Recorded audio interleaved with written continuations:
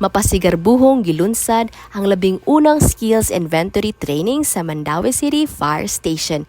Usa ka gipaabot nga programa sa tanang mga kawani sa kabomberohan nga gipahigayon ni atong November 11 ug 22, 2024 nga gipahigayon mismo sa MCFS Apparatus Floor. Kini nga kalihukan nagtimaan sa usa ka dako nga lakang sa pagpino ug pagpalig-on sa mga kahanas sa operasyon alang sa tanan nga kawani sa BFP Mandaue City.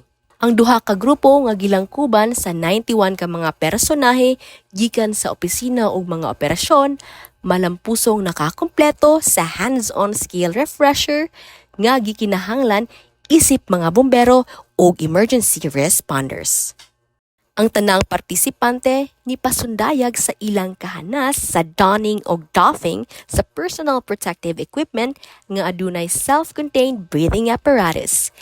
Ang saktong pamaagi sa pag-cardiopulmonary resuscitation ug foreign body airway obstruction ug ang basic ropes and knots.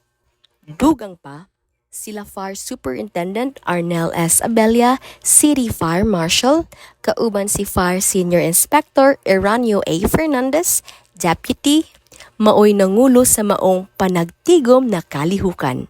Naghatab usab si Fire Superintendent Abella ug makapadasig nga mensahe sa mga partisipante.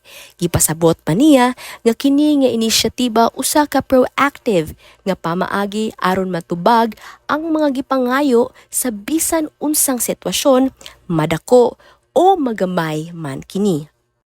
Ang nasangpit nga aktibidad magpadayon gihapon matag bulan tungod kay mas daghang personnel sa maong fire station ang muduyog aron mapausbaw ang ilang kaandam sa operasyon.